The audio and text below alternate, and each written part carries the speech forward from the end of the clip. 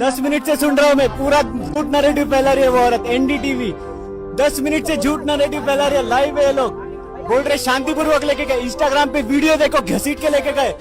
Instagram पे video देखो please ma'am, script मत पढ़ो। मैं देखा आपको स्क्रिप्ट बोला भाई ने, सही बोला।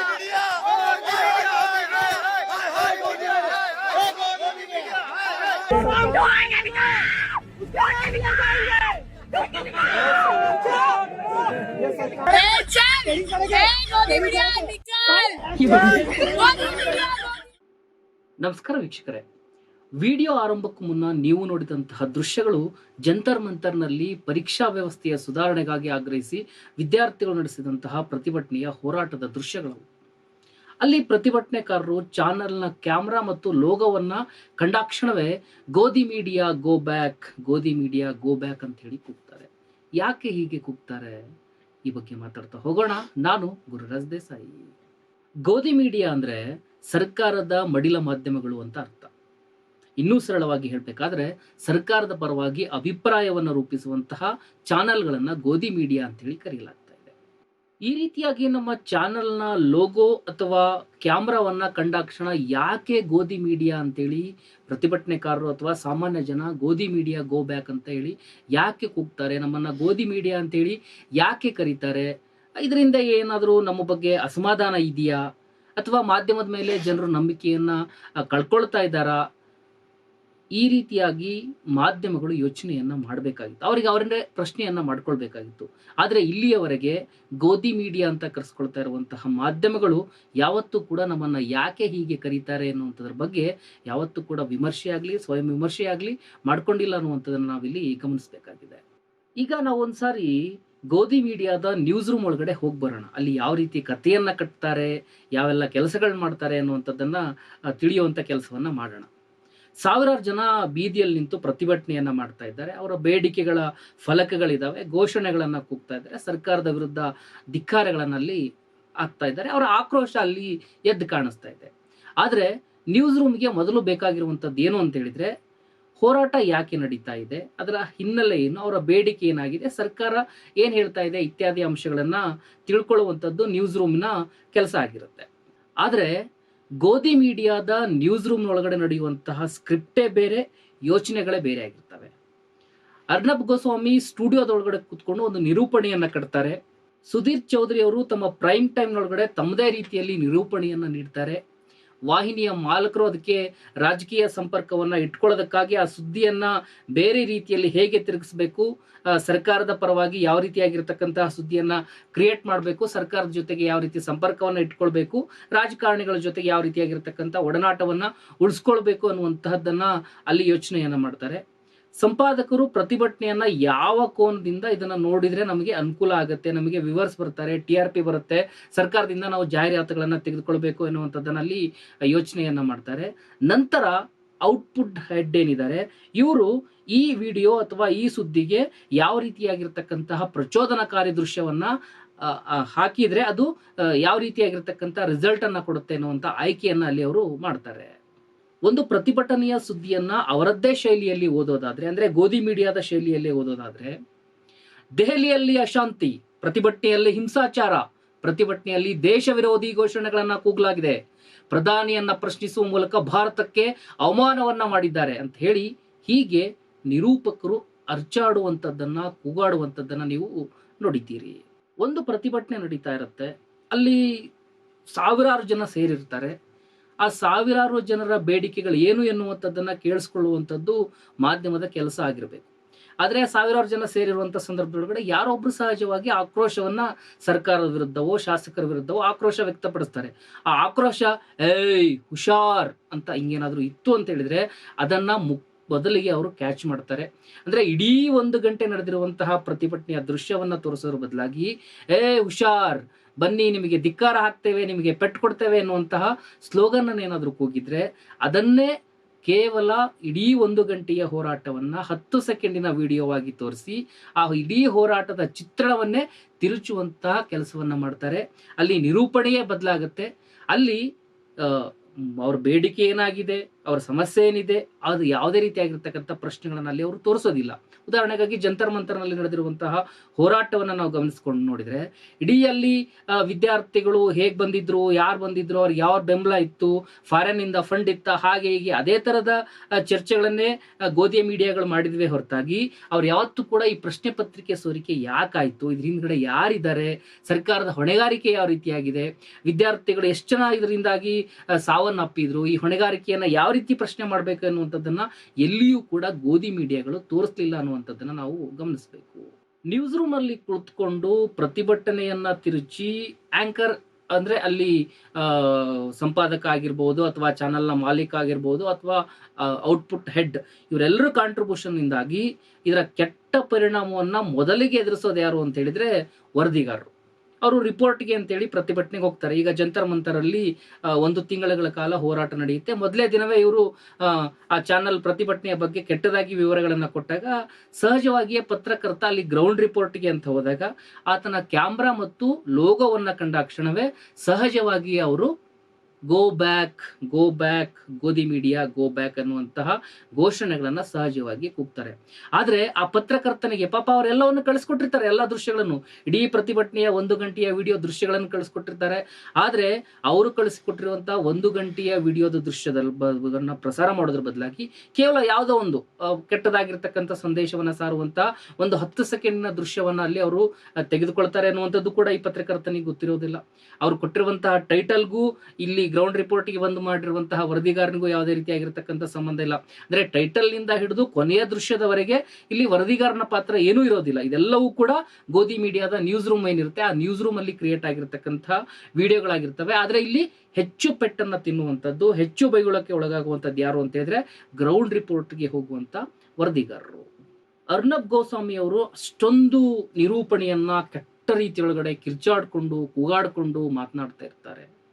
ಯಾವತ್ತಾದ್ರೂ ಒಂದು ದಿನನಾದ್ರೂ ತನ್ನ ಸಹ ಉದ್ಯೋಗಿಗಳ ಜೊತೆಗೆ, ವರದಿಗಾರರ ಜೊತೆಗೆ ಯಾವತ್ತಾದ್ರೂ ನಾನು ಈ ರೀತಿ ಕೂಗಾಟ ಮಾಡುವಂಥದ್ದು, ಆಕ್ರಮಣಕಾರಿಯಾಗಿರ್ತಕ್ಕಂಥ ಚರ್ಚೆಯನ್ನು ನಡೆಸುವಂಥದ್ದು, ಮತ್ತೆ ಒಂದೇ ರೀತಿಯಾಗಿರ್ತಕ್ಕಂತಹ ರಾಜಕೀಯಕ್ಕೆ ಬೆಂಬಲವಾಗಿ, ಸರ್ಕಾರಕ್ಕೆ ಬೆಂಬಲವಾಗಿ ಸುದ್ದಿಯನ್ನ ನಿರೂಪಣೆಯನ್ನ ಮಾಡುವಂಥದ್ದು, ಇದು ನಿಮ್ಮ ಮೇಲೆ ಯಾವತ್ತಾದ್ರೂ ಪರಿಣಾಮವನ್ನ ಬೀರಿದೆಯಾ, ನಿಮಗೇನು ಯಾವುದೇ ರೀತಿಯಾಗಿರ್ತಕ್ಕಂತಹ ಪೆಟ್ಟನ್ನೇನಾದ್ರೂ ಕೊಟ್ಟಿದ್ದಾರಾ ಅಂತೇಳಿ ಯಾವತ್ತೂ ಕೂಡ ಕೇಳುವಂತಹ ಕೆಲಸವನ್ನ ಅವರು ಮಾಡೋದಿಲ್ಲ. ಪತ್ರಕರ್ತರು ಕೂಡ ಹೋಗಿ ಈ ರೀತಿ ನಮಗಾಗಿದೆ ಅನ್ನುವಂಥ ವಿಚಾರವನ್ನ ಬಹುಶಃ ತಲುಪಿಸುವಂತ ಕೆಲಸವನ್ನ ಮಾಡೋದೇ ಇಲ್ಲ ಅಂತೇಳಿ ಕಾಣಿಸುತ್ತೆ.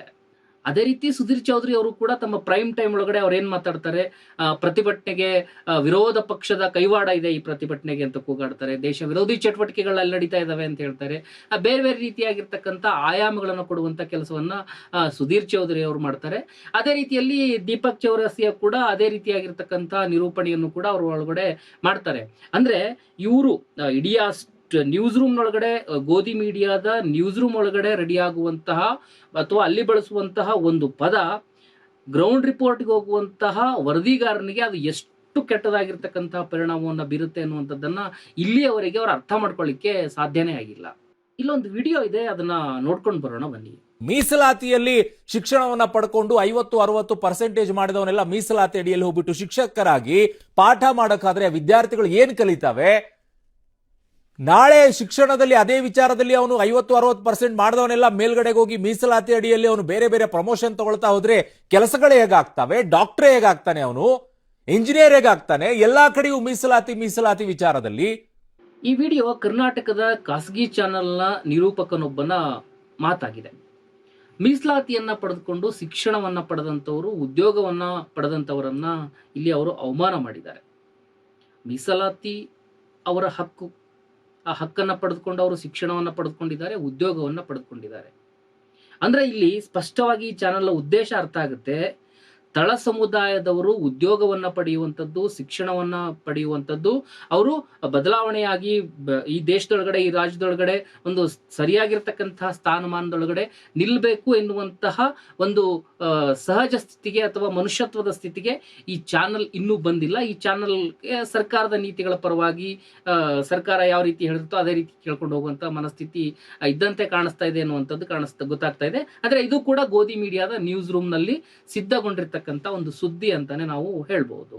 ರಾಜ್ಯದ ಒಂದು ಪ್ರತಿಷ್ಠಿತ ಪತ್ರಿಕೆ, ಆ ಪತ್ರಿಕೆ ಹೆಸರು ಏನು ಎತ್ತು ಅಂತ ಹೇಳಿ ತಿಳ್ಕೊಳ್ಳೋ ಪ್ರಯತ್ನ ಯಾರು ಮಾಡೋದು ಬೇಡ.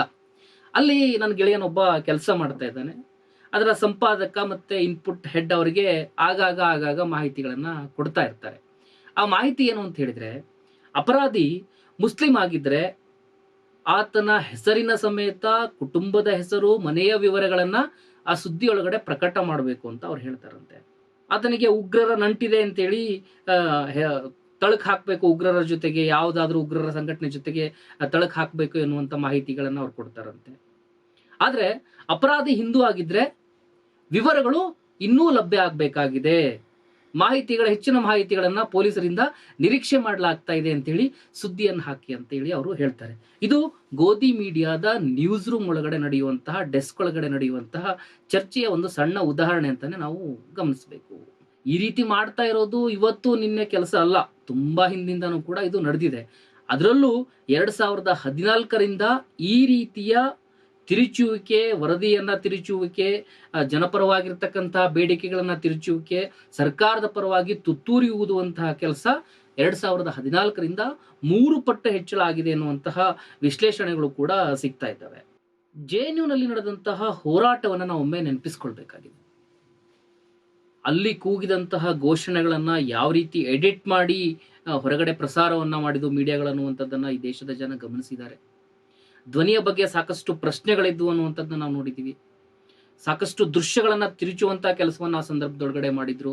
ಸ್ವತಃ ಜಿ ನ್ಯೂಸ್ನ ನಿರ್ಮಾಪಕ ವಿಶ್ವದೀಪಕ್ ಅವರು ಎಲ್ಲಾ ಬೆಳವಣಿಗೆಗಳನ್ನ ಗಮನಿಸಿ ರಾಜೀನಾಮೆಯನ್ನ ಕೊಡ್ತಾರೆ. ಅವ್ರು ಸ್ಪಷ್ಟವಾಗಿ ಹೇಳ್ತಾರೆ, ರೆಕಾರ್ಡ್ ಮಾಡ್ಕೊಂಡು ಬಂದಿದ್ದಂತಹ ಕ್ಯಾಮ್ರಾದೊಳಗಡೆ ಅಲ್ಲಿ ಪಾಕಿಸ್ತಾನ್ ಜಿಂದಾಬಾದ್ ಎನ್ನುವಂತಹ ಘೋಷಣೆ ಕೇಳಿಸಿರ್ಲಿಲ್ಲ. ಆದ್ರೆ ಇಲ್ಲಿ ವಿಡಿಯೋದೊಳಗಡೆ ಅದು ಕೇಳಿಸ್ತಾ ಇದೆ, ಅದನ್ನ ಎಡಿಟ್ ಮಾಡಿದ್ದಾರೆ ಅಂತ ಹೇಳಿ ಅವರು ಸ್ಪಷ್ಟವಾಗಿರ್ತಕ್ಕಂಥ ಇದನ್ನು ಕೊಡ್ತಾರೆ. ಸೊ ಅದನ್ನ ಒಪ್ಪದೇ ಇದ್ದಾಗ ಅವರು ಇಡೀ ನಿರ್ಮಾಪಕ ಟೀಮ್ಗೆ ಏನಿದೆ ಅಲ್ಲಿ ಜಿ ನ್ಯೂಸ್ ನ ನಿರ್ಮಾಪಕರ ಅವ್ರಿಗೆ ಏನ್ ಕೆಲಸ ಮಾಡ್ತಾ ಇದ್ರು ಆ ಸ್ಥಾನಕ್ಕೆ ರಾಜೀನಾಮೆಯನ್ನ ಕೊಟ್ಟು ಬರ್ತಾರೆ. ಕೊನೆಗೆ ಇದು ಸಾಕಷ್ಟು ಚರ್ಚೆ ಆಗುತ್ತೆ. ಒಂದು ರೀತಿಯಲ್ಲಿ ದೇಶ ವಿರೋಧಿ ಘೋಷಣೆಯನ್ನ ಅಲ್ಲಿ ಕೂಗಿದ್ರು ಜೆಎನ್ಯುನೊಳಗಡೆ. ಜೆಎನ್ಯು ಅನ್ನುವಂಥದ್ದು ಒಂದು ರೀತಿ ದೇಶ ವಿರೋಧಿ ಚಟುವಟಿಕೆಗಳು ನಡೆಯುವಂತಹ ತಾಣ, ಹಾಗೆ ಎನ್ನುವಂತಹ ಅಭಿಪ್ರಾಯಗಳನ್ನ ಸೃಷ್ಟಿ ಮಾಡಿ ಸರ್ಕಾರದ ಪರವಾಗಿರ್ತಕ್ಕಂತಹ ರೀತಿಯೊಳಗಡೆ ಮಾಧ್ಯಮಗಳಲ್ಲಿ ಕೆಲಸವನ್ನ ಮಾಡಿದ್ವು. ಕೊನೆಗಿದು ಇದು ಸುಳ್ಳು ಅಂತ ತೀರ್ಪು ಬರೋಷ್ಟೊತ್ತಿಗೆ ಮಾಧ್ಯಮಗಳಾಗಲೇ ಬಹಳಷ್ಟು ತೀರ್ಪನ್ನ ಕೊಟ್ಟೋಗ್ಬಿಟ್ಟಿದ್ರು. ಜನ ಮರ್ತೋಗ್ಬಿಟ್ಟಿದ್ರು ಅದನ್ನ. ಈಗ ಇಲ್ಲಿಯವರೆಗೂ ಕೂಡ ಯಾರನ್ನಾದ್ರೂ ಕೇಳಿದ್ರೆ ಜೆಎನ್ಯುನೊಳಗಡೆ ಹೌದು ಪಾಕಿಸ್ತಾನ್ ಜಿಂದಾಬಾದ್ ಅನ್ನುವಂತ ಘೋಷಣೆಯನ್ನ ಕೂಗಿದ್ರು ಅಂತ ಹೇಳಿ ಬಹಳಷ್ಟು ಜನ ಅನ್ಕೊಂಡಿದ್ದಾರೆ. ಜೆಎನ್ಯುನೊಳಗಡೆ ಈಗಲೂ ಕೂಡ ದೇಶ ವಿರೋಧಿ ಚಟುವಟಿಕೆಗಳು ನಡೀತಾ ಇದಾವೆ ಅನ್ನುವಂಥದ್ದನ್ನ ಬಹಳಷ್ಟು ಜನ ಅನ್ಕೊಳ್ತಾ ಇದ್ದಾರೆ. ಯಾಕೆ ಅಂತ ಹೇಳಿದ್ರೆ ಅವತ್ತು ತೋರಿಸಿದಂತಹ ಒಂದು ದೃಶ್ಯ ಜನರ ಮನಸ್ಸೊಳಗಡೆ ಇನ್ನೂ ಕೂಡ ಮೂಡಿದೆ. ಆದ್ರೆ ಅದು ಸುಳ್ಳು ಅನ್ನುವಂಥದ್ದನ್ನ ಯಾರು ಕೂಡ ಸರಿಯಾಗಿ ಪ್ರಸಾರವನ್ನ ಮಾಡಲಿಲ್ಲ. ಅಂದ್ರೆ ಇವರೇ ಎಲ್ಲವನ್ನು ಕೂಡ ತೀರ್ಮಾನ ಮಾಡುವಂತ ಕೆಲಸವನ್ನ ಮಾಧ್ಯಮಗಳು ಮಾಡ್ತಾ ಇರುವಂತದನ್ನ ನಾವು ಗಮನಿಸ್ತಾ ಇದ್ದೀವಿ. ಶಾಹೀನ್ ಬಾಗ್ನಲ್ಲಿ ನಡೆದಂತಹ ಪ್ರತಿಭಟನೆಯಲ್ಲೂ ಕೂಡ ಇದೇ ರೀತಿಯ ಘಟನೆಗಳು ನಡೆದಿರುವಂತದನ್ನ ನಾವು ನೋಡಿದ್ವಿ. ಅಲ್ಲಿ ಪ್ರತಿಭಟನೆಗಳಿಗೆ ಇರ್ತಕ್ಕಂತಹ ಜನರನ್ನ ಪ್ರತಿಭಟನೆಕಾರರು ಅಂತ ಅನ್ನೋದ್ರ ಬದಲಾಗಿ ಒಂದ್ ರೀತಿ ಅವ್ರನ್ನ ರಾಜಕೀಯದಿಂದ ಶಂಕಿಸುವಂತ ಕೆಲಸ, ನಾಗರಿಕತ್ವದಿಂದ ಶಂಕಿಸುವಂತ ಕೆಲಸವನ್ನ ಈ ಗೋಧಿ ಮೀಡಿಯಾಗಳು ಮಾಡಿದ್ವು ಅನ್ನುವಂಥದ್ದನ್ನ ನಾವು ಒಂದ್ಸಾರಿ ನೆನಪು ಮಾಡ್ಕೋಬೇಕಾಗಿದೆ. ವರ್ಷಾನುಗಟ್ಲೆ ಕೃಷಿ ಕಾಯ್ದೆಯನ್ನ ವಿರೋಧಿಸಿ ರೈತರು ಧರಣಿಯನ್ನ ನಡೆಸಿದಾಗ್ಲೂ, ಹೋರಾಟವನ್ನ ನಡೆಸಿದಾಗ್ಲೂ ಕೂಡ ಗೋಧಿ ಮೀಡಿಯಾಗಳು ಆ ಇಡೀ ಹೋರಾಟವನ್ನ ತಿರುಚುವಂತ ಕೆಲಸವನ್ನ ಮಾಡಿದ್ವು. ಇಡೀ ಹೋರಾಟದ ಬೇಡಿಕೆ ಏನಾಗಿತ್ತು, ಅವರು ಆ 3 ಕೃಷಿ ಕಾಯ್ದೆಗಳನ್ನ ವಿರೋಧಿಸಿ ಮತ್ತು ಬೆಳೆದಿರುವಂತಹ ಬೆಳೆಗಳಿಗೆ ಕನಿಷ್ಠ ಬೆಂಬಲ ಬೆಲೆಯನ್ನ ನಿಗದಿ ಮಾಡಬೇಕು ಎನ್ನುವಂತ ಬೇಡಿಕೆಯನ್ನು ಇಟ್ಕೊಂಡು ಅವ್ರು ಏನು ಪ್ರತಿಭಟನೆಯನ್ನ ಮಾಡಿದ್ರು, ಆ ಪ್ರತಿಭಟನೆಯ ಮುಖ್ಯ ಬೇಡಿಕೆಗಳನ್ನ ತೋರಿಸೋದ್ರ ಬದಲಾಗಿ ಇಡೀ ಆ ಪ್ರತಿಭಟನೆಯ ದಿಕ್ಕನ್ನೇ ಬೇರೆ ಕಡೆ ತಿರುಗಿಸುವಂತಹ ಪ್ರಯತ್ನವನ್ನ ಗೋಧಿ ಮೀಡಿಯಾಗಳು ಮಾಡಿದ್ವು. ಇವ್ರ ಹಿಂದೆ ಯಾರೋ ಇದ್ದಾರೆ, ವಿದೇಶಿ ಹಣ ಬರ್ತಾ ಇದೆ, ಖಲಿಸ್ತಾನ ಇವ್ರ ಜೊತೆಗೆ ಇರ್ಬಹುದಾ, ಖಲಿಸ್ತಾನದ ಚಳುವಳಿಯಲ್ಲಿ ಇದ್ದಂಥವ್ರು ಇವ್ರ ಜೊತೆಗೆ ಭಾಗವಹಿಸಿದಾರ, ಈ ರೀತಿಯಾಗಿ ಇರ್ತಕ್ಕಂತಹ ಇಲ್ಲ ಸಲ್ಲದ ಲಿಂಕ್ ಅನ್ನ ಕನೆಕ್ಟ್ ಮಾಡಿ ಗೋಧಿ ಮೀಡಿಯಾಗಳು ನಡ್ಕೊಂಡಿರುವಂತದ್ದನ್ನ ನೋಡ್ತಾ ಇದ್ದೀವಿ. ಗೋಧಿ ಮೀಡಿಯಾಗಳು ಇದೇ ರೀತಿಯಾಗಿರ್ತಕ್ಕಂತಹ ಮಾದರಿಯನ್ನ ಎಲ್ಲಾ ಪ್ರತಿಭಟನೆಗಳಲ್ಲೂ ಕೂಡ ಅಳವಡಿಸ್ಕೊಂಡು ಬಂದಿರುವಂತದ್ದು ನಾವು ನೋಡ್ತಿದ್ವಿ. ಯಾವುದೇ ಒಂದು ಪ್ರತಿಭಟನೆ ನಡೆದ್ರೆ ಆ ಪ್ರತಿಭಟನೆಗೆ ಮೂಲ ಆಯಾಮ, ನಿಜವಾದ ಆಯಾಮವನ್ನು ತೋರಿಸೋದ್ರ ಬದಲಾಗಿ ಸರ್ಕಾರದ ಪರವಾಗಿರ್ತಕ್ಕಂತಹ ಒಂದು ಅಭಿಪ್ರಾಯವನ್ನು ರೂಪಿಸುವಂತ ಕೆಲಸವನ್ನ ಗೋಧಿ ಮೀಡಿಯಾಗಳು ಮಾಡ್ತಾ ಇದ್ದಾವೆ. ಯಾರಾದ್ರೂ ಪ್ರಶ್ನೆಯನ್ನ ಮಾಡಿದ್ರೆ ದೇಶಭಕ್ತಿಯ ಸರ್ಟಿಫಿಕೇಟ್ ಅನ್ನ ಮೀಡಿಯಾಗಳೇ ಕೇಳುವಂತದನ್ನ ನಾವು ಎಷ್ಟೋ ಸಂದರ್ಭದಲ್ಲಿ ನೋಡಿದೀವಿ. ವಿದ್ಯಾರ್ಥಿಗಳು ಪ್ರಶ್ನೆಯನ್ನ ಮಾಡಿದ್ರೆ ತುಕ್ಡೆ ಗ್ಯಾಂಗ್ ಅಥವಾ ನಗರ ನಕ್ಸಲ್ ಎನ್ನುವಂತ ಹಣೆಪಟ್ಟಿಯನ್ನ ಕಟ್ಟಿ ಸುದ್ದಿಯನ್ನ ಮಾಡುವಂತದನ್ನ ನಾವು ಸಾಕಷ್ಟು ಸಂದರ್ಭದ ಸುದ್ದಿ ಒಳಗಡೆ ಗಮನಿಸಿದ್ದೀವಿ. ಇಲ್ಲಿ ಮುಖ್ಯವಾಗಿ ಒಬ್ಬ ಪತ್ರಕರ್ತ ಅಥವಾ ಒಂದು ಚಾನಲ್ ಅನ್ನ ನಡೆಸ್ತಾ ಇರುವಂತಹ ಮಾಲೀಕ ಮತ್ತು ಆ ಚಾನಲ್ ಒಳಗಡೆ ಸಂಪಾದಕ ಹುದ್ದೆಯಲ್ಲಿರ್ತಕ್ಕಂಥವ್ರ ಅರ್ಥವನ್ನ ಮಾಡ್ಕೊಳ್ಬೇಕಾಗಿದ್ದು ಏನು ಅಂತ ಹೇಳಿದ್ರೆ, ಪತ್ರಿಕೋದ್ಯಮದ ಮೂಲ ನಿಯಮ ಏನಿದೆ ಅನ್ನುವಂಥದ್ದನ್ನ ಅರ್ಥ ಮಾಡ್ಕೊಳ್ಬೇಕಾಗಿದೆ. ಒಂದು ಸುದ್ದಿಯನ್ನ ಪರಿಶೀಲಿಸುವಂತ ಕೆಲಸವನ್ನ ಮಾಡಬೇಕು, ನಂತರ ಅದನ್ನ ಪ್ರಸಾರವನ್ನ ಮಾಡಬೇಕು. ಆದ್ರೆ ಈಗ ವೇಗದ ಯುಗದೊಳಗಡೆ ಏನಾಗ್ಬಿಟ್ಟಿದೆ ಅಂತ ಹೇಳಿದ್ರೆ, ಮೊದಲಿಗೆ ಪ್ರಸಾರ ಮಾಡ್ಬಿಡ್ತಾರೆ, ಆ ಸುದ್ದಿಯ ಆಳ ಅಗಲ ಮೂಲ ಏನು ಎನ್ನುವಂಥದ್ರ ಕಡೆ ಗಮನನೇ ಕೊಡ್ಲಿಕ್ಕೆ ಹೋಗೋದಿಲ್ಲ. ಮೊದಲಿಗೆ ಅದನ್ನ ಪ್ರಕಟ ಮಾಡ್ಬಿಡ್ತಾರೆ. ಅದರಲ್ಲೂ ಈಗ ನಮ್ಮಲ್ಲೇ ಮೊದಲು ಎನ್ನುವಂತಹ ಬ್ರೇಕಿಂಗ್ ನ್ಯೂಸ್ ಕೂಡ ಆ ರೀತಿಯ ಹಾವಳಿಗೆ ಜೋತ್ ಬಿದ್ದಿರುವಂತದ್ದನ್ನ ನಾವು ನೋಡ್ತಾ ಇದೀವಿ. ಅಂದ್ರೆ ಇಂತಹ ಕಾರಣಗಳಿಂದಾಗಿಯೇ ಗೋಧಿ ಮೀಡಿಯಾ ಗೋ ಬ್ಯಾಕ್ ಅಂತ ಹೇಳಿ ಘೋಷಣೆಗಳು ಬರ್ತಾ ಇದ್ದಾವೆ ಅನ್ನುವಂಥದ್ದನ್ನ ಅವರು ಅರ್ಥ ಮಾಡ್ಕೊಳ್ಬೇಕಾಗಿದೆ. ಗೋಧಿ ಮೀಡಿಯಾ ಗೋ ಬ್ಯಾಕ್ ಅಂತ ಕೂಗಿದ ತಕ್ಷಣನೇ ಜನ ಪತ್ರಿಕೋದ್ಯಮವನ್ನ ತಿರಸ್ಕಾರ ಮಾಡ್ತಾ ಇದ್ದಾರ, ಮೀಡಿಯಾಗಳನ್ನ ತಿರಸ್ಕಾರ ಮಾಡ್ತಾ ಇದ್ದಾರ ಅಂತ ಪ್ರಶ್ನೆ ಹುಟ್ಟುತ್ತೆ. ಇಲ್ಲ, ಈ ರೀತಿ ಪ್ರಶ್ನೆಗಳನ್ನ ನಾವು ಕೇಳ್ಕೊಳ್ಳಬೇಕಾಗಿಲ್ಲ. ಆ ರೀತಿಯ ಪ್ರಶ್ನೆಗಳಿಗೆ ಚರ್ಚೆಗಳು ಹೇಳ್ಬೋದು, ಆದ್ರೆ ಇಡೀ ಮಾಧ್ಯಮವನ್ನೇ ತಿರಸ್ಕಾರ ಮಾಡ್ತಾರ ಅಂತ ಹೇಳಲಿಕ್ಕೆ ಸಾಧ್ಯ ಇಲ್ಲ. ಈ ಗೋಧಿ ಮೀಡಿಯಾದ ಸುಳ್ಳುಗಳನ್ನ ಬಯಲು ಮಾಡಲಿಕ್ಕೆ ಅವರು ಇಡೀ ಸರ್ಕಾರದ ಪರವಾಗಿರ್ತಕ್ಕಂಥ ಅಭಿಪ್ರಾಯವನ್ನ ರೂಪಿಸ್ತಾ ಇದ್ದಾರೆ ಅನ್ನುವಂತಹ ಕಾರಣಕ್ಕಾಗಿಯೇ ನಮಗೆ ನಾವೇ ಮಾಧ್ಯಮ ಅಂತೇಳಿ ಬಹುತೇಕ ಪ್ರತಿಭಟನೆ ನಡೆಸುವಂತಹ ಎಲ್ಲಾ ಪ್ರತಿಭಟನೆಕಾರರು, ಸಂಘಟನೆಗಳು ನಮಗೆ ನಾವೇ ಮಾಧ್ಯಮ ಅಂತೇಳಿ ಅವ್ರದ್ದೇ ಆಗಿರ್ತಕ್ಕಂತಹ ಸಾಮಾಜಿಕ ಜಾಲತಾಣಗಳನ್ನ ಕ್ರಿಯಾಶೀಲಗೊಳಿಸಿ ಹೋರಾಟಗಳನ್ನ ನಾವು ಮಾಡ್ತಾ ಇರುವಂತದನ್ನ ಗಮನಿಸ್ತಾ ಇದ್ದೀವಿ. ರೈತರ ಹೋರಾಟದ ಸಂದರ್ಭದಲ್ಲೂ ಕೂಡ ಅದೇ ರೀತಿ ಆಯ್ತು, JNU ಹೋರಾಟದಲ್ಲೂ ಕೂಡ ಅದೇ ರೀತಿ ಆಯ್ತು, ಇತ್ತೀಚೆಗೆ ನಡೆಸಿರ್ತಕ್ಕಂತಹ ನೀಟ್ ಹೋರಾಟದಲ್ಲೂ ಕೂಡ ವಿದ್ಯಾರ್ಥಿ ಸಮುದಾಯ, ರೈತರು ಎಲ್ಲರೂ ಕೂಡ ಅವ್ರದೇ ಆಗಿರ್ತಕ್ಕಂತಹ ಸಾಮಾಜಿಕ ಜಾಲತಾಣಗಳನ್ನ ಬಳಸಿಕೊಂಡು ನಮಗೆ ನಾವೇ ಮಾಧ್ಯಮ ಅಂತೇಳಿ ಗೋಧಿ ಮೀಡಿಯಾದ ಹಸಿ ಸುಳ್ಳುಗಳನ್ನ ಮತ್ತು ಗೋಧಿ ಮೀಡಿಯಾಗೆ ಪರ್ಯಾಯವಾಗಿರ್ತಕ್ಕಂತಹ ಒಂದು ಮಾಧ್ಯಮವನ್ನ ಕಟ್ಕೊಳ್ತಾ ಇರುವಂತದ್ದನ್ನ ನಾವು ನೋಡ್ತಾ ಇದೀವಿ. ಅದೇ ರೀತಿಯಲ್ಲಿ ಸಾಕಷ್ಟು ಡಿಜಿಟಲ್ ಮೀಡಿಯಾದೊಳಗಡೆ ಜನತಾ ಮಾಧ್ಯಮ ಅನ್ನುವಂತ ರೀತಿ ಒಳಗಡೆ ಕೆಲಸ ಮಾಡ್ತಾ ಇರುವಂತಹ ಮಾಧ್ಯಮಗಳು ಕೂಡ ಸಾಕಷ್ಟು ಇದಾವೆ. ಜನರ ಸಮಸ್ಯೆಗಳೇನಿದಾವೆ, ಜನರ ಸಮಸ್ಯೆಗಳ ಆಳ ಅಗಲವನ್ನ ಅರ್ಥ ಮಾಡಿಕೊಂಡು ಜನರ ಧ್ವನಿಯಾಗಿ ನಿಲ್ಲುವಂತಹ ಸಾಕಷ್ಟು ಜನತಾ ಮಾಧ್ಯಮಗಳು ಕೂಡ ಕೆಲಸವನ್ನ ಮಾಡ್ತಾ ಇರುವಂತದ್ದು, ಮತ್ತೆ ಜನರ ಪ್ರಶ್ನೆಗಳನ್ನ ಎತ್ತಿ ತೋರಿಸಿ ಆಳುವಂತಹ ಸರ್ಕಾರಗಳದ ಕಿವಿಯನ್ನ ಹಿಂಡುವಂತಹ ಕೆಲಸವನ್ನು ಕೂಡ ಜನತಾ ಮಾಧ್ಯಮಗಳು ಮಾಡ್ತಾ ಇರೋದನ್ನ ನಾವು ಗಮನಿಸ್ತಾ ಇದ್ದೀವಿ. ಗೋಧಿ ಮೀಡಿಯಾಗಳು ಈಗಲಾದ್ರೂ ಅರ್ಥ ಮಾಡ್ಕೊಳ್ಬೇಕಾಗಿದೆ, ಯಾಕೆ ನಮಗೆ ಗೋಧಿ ಮೀಡಿಯಾ ಅಂತ ಕರೀತಾ ಇದ್ದಾರೆ. ಅಟ್ಲೀಸ್ಟ್ ಅಲ್ಲಿ ಕೆಲಸ ಮಾಡ್ತಾ ಇರುವಂತಹ ಪತ್ರಕರ್ತರಾದ್ರೂ ಕೂಡ, ಯಾಕಂದ್ರೆ ಅವರು ದೊಡ್ಡ ಪ್ರಮಾಣದ ಅವಮಾನವನ್ನ ಅನುಭವಿಸ್ತಾ ಇರುವಂತದ್ದು. ಗೋಧಿ ಮೀಡಿಯಾ ಗೋ ಬ್ಯಾಕ್ ಅಂತ ಕರೆಯುವಂಥದ್ದು, ಅವರ ಸುತ್ತ ಸುರಿದು ಪ್ರತಿಭಟನೆಗಳನ್ನ ಮಾಡುವಂಥದ್ದು, ಅವರ ಆಚೆ ಕಡೆ ಹೋಗುವವರೆಗೂ ಘೋಷಣೆಗಳನ್ನ ಕೂಗುವಂಥದ್ದು ಮಾಡ್ತಾ ಇದ್ದಾರೆ. ಹಾಗಾಗಿ ಅಲ್ಲಿ ಕೆಲಸ ಮಾಡ್ತಾ ಇರುವಂತಹ ಪತ್ರಕರ್ತರಿಗೂ ಕೂಡ ಇದು ಇರಿಸುಮುರುಸು ಅಂತ ಅನಿಸ್ಬೇಕು. ಹಾಗಾಗಿ ಅವರಾದ್ರೂ ಕೂಡ ಆ ಚಾನಲ್ನ ಸಂಪಾದಕ ಅಥವಾ ಚಾನಲ್ನ ಮಾಲೀಕರನ್ನ ನಾವು ಈ ರೀತಿ ಮಾಡ್ತಾ ಇರೋದ್ರಿಂದಾಗಿ ಈ ರೀತಿಯ ಸಮಸ್ಯೆಗಳನ್ನ ಫೇಸ್ ಮಾಡ್ತಾ ಇದ್ದೀವಿ ಅಂತ ಹೇಳಿ ಕನಿಷ್ಠ ಹೇಳುವಂತ ಧೈರ್ಯವನ್ನ ಅವ್ರು ತೋರಿಸಲಿಲ್ಲ ಅಂತ ಹೇಳಿದ್ರೆ ಇಡೀ ಪತ್ರಿಕೋದ್ಯಮದ ವ್ಯವಸ್ಥೆನೆ ಕುಸಿದೋಗುತ್ತೆ ಅನ್ನುವಂಥದ್ದನ್ನ ಅರ್ಥ ಮಾಡ್ಕೊಳ್ಬೇಕಾಗಿದೆ. ಯಾಕೆ ಅಂತ ಹೇಳಿದ್ರೆ ಪತ್ರಿಕೋದ್ಯಮ ಅನ್ನುವಂಥದ್ದು ಈ ಸಂವಿಧಾನದ 4ನೇ ಅಂಗ ಅಂತ ಹೇಳಿ ಕರೆಸ್ಕೊಂಡಿದೆ. ಮಾಧ್ಯಮ ಆಳುವವರನ್ನ ಪ್ರಶ್ನೆ ಮಾಡುವಂತಹ ವಿರೋಧ ಪಕ್ಷ ಆಗ್ಬೇಕೇ ಹೊರತಾಗಿ ತುತ್ತೂರಿ ಊದುವಂತಹ ಮಾಧ್ಯಮ ಆಗ್ಬಾರ್ದು ಅಂತ ಹೇಳ್ತಾ ಈ ಸ್ಟೋರಿಯನ್ನ ಮುಗಿಸ್ತಾ ಇದ್ದೀನಿ. ವಸ್ತುನಿಷ್ಠ ವಿಶ್ಲೇಷಣೆಗಾಗಿ ಜನಶಕ್ತಿ ಮೀಡಿಯಾ ನೋಡ್ತಾ ಇರಿ.